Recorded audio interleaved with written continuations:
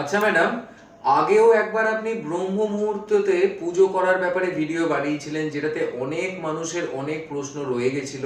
তো আজকের এই ভিডিওতে আর একবার ব্রহ্ম মুহূর্তে পুজো করলে কি ফল লাভ হয় এর উপর কমপ্লিট ব্যাখ্যা করে দিন প্লিজ। হ্যাঁ, তো আগেকার দিনে অনেক মানুষই ব্রহ্ম মুহূর্তে পুজো করতেন। হ্যাঁ, অনেক ফল পাওয়া যায়। বাস্তব জীবনে কিন্তু এখন একদমই সম্ভব না সবার ব্রহ্ম মুহূর্তে পুজো করা, কারণ সবারই এখন কাজ থাকে, এছাড়াও রাতে অনেকেই দেরিতে ঘুমাতে যান।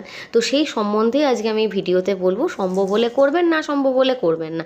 কোনো চাপ নেই যে এটা মানতেই হবে, এটা স্বাস্থ্যসম্মতভাবে উল্লেখ আছে, অনেকেই জানতে চেয়েছেন, চাই জন্য আমি বলছি।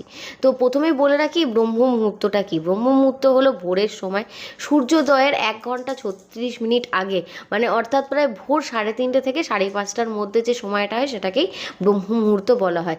এই সময়টাকে কিন্তু ঈশ্বরের মুহূর্ত বা দেব সময় বলা হয়ে থাকে। এই সময় আমাদের মানসিক বলো, শারীরিক আধ্যাত্মিক সাধনার কিন্তু উপযোগী সময়। তো কেন এই সময়টা শুভ, কেন এই সময় পুজো করলে ভালো ফল পাওয়া যায়, প্রথমেই বলে রাখি হচ্ছে সায়েন্টিফিক দিক থেকে বলা হয় যে এই সময় প্রকৃতিতে মানে বাতাসে অক্সিজেনের পরিমাণ খুব ভালো। তো এই সময় যদি আমরা ধ্যান বা মেডিটেশন টাইপের জিনিস করতে পারি, আমাদের শরীরটা কিন্তু খুব নির্মল এবং শান্ত হয়ে যাবে, ব্রেনটা খুব ভালো থাকে এই সময় করলে। এছাড়াও এই সময় মনও শান্ত থাকে, অত চঞ্চল থাকে না, বেশি মনে কোনো রকম চিন্তা ভাবনা থাকে না।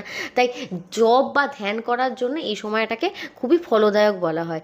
এছাড়াও উপনিষদ অনুযায়ী বলা হয়ে থাকে যে ব্রহ্ম মুহূর্তে যারা এই যে এই আধ্যাত্মিক চিন্তা ভাবনা করে, তারা কিন্তু জীবন মুক্তির পথে খুব তাড়াতাড়ি অগ্রসর হতে পারে।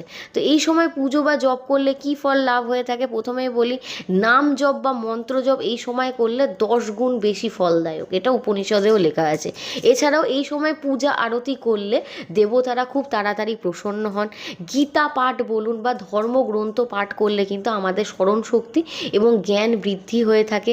এছাড়াও ধ্যান বা বলো, প্রাণায়াম বলো, এগুলো করলে আমাদের যেমন চেতনার উন্নতি হয়, তার সাথে সাথে শরীরেরও অনেক রকম উন্নতি হয়ে থাকে। এছাড়াও এই সময় যাদের মনস্কামনা পূরণ হচ্ছে না, তারা তাদের ইষ্ট দেবতার পুজো করলে কিন্তু খুব তাড়াতাড়ি এই সহজে ফল লাভ হয়। তো ব্রহ্ম মুহূর্তে পুজো করলে কি কি ফল লাভ হয় আমি বলে দিলাম। মনস্কামনা পূর্ণ হয়। নতুন কাজ যারা শুরু করতে চাইছেন, তারা এই সময় পুজো করলে কাজে সফলতা আসে। দেবতারা খুব তাড়াতাড়ি প্রসন্ন হয়ে থাকে। তাই জন্য আমি বলবো প্রতিদিন যদি না পারেন, সপ্তাহে 2 দিন ব্রহ্ম মুহূর্তে পুজো করে দেখুন, ভালো ফল লাভ হবে। ঘুম থেকে উঠে শুদ্ধ বস্ত্রে ভগবানকে পুজো করুন, 5 মিনিট অন্তত করুন। এছাড়াও বিশেষ দিন, পূর্ণিমা বলুন, অমাবস্যা, একাদশী, শিবরাত্রিতে খুব ভালো ফল পাওয়া যায় ব্রহ্ম মুহূর্তে পুজো করলে। তাই অবশ্যই মহাদেবের স্মরণে